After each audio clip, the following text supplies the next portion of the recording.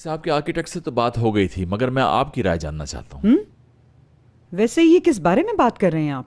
Hotel lobby की decoration सार्टे products के जरिए जो चाहती हैं आप, वही पूछ रहा हूँ मैं।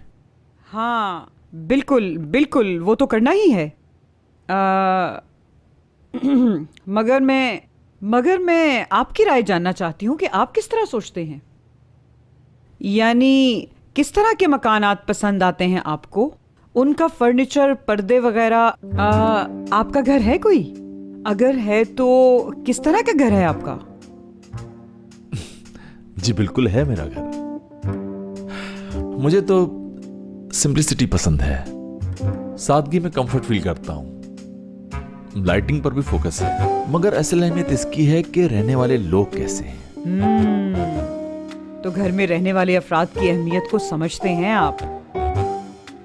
बहुत अच्छे, बहुत ही अच्छे। बिल्कुल, यानी मेरी फैमिली और मेरे प्यारे पहली तरजीह है।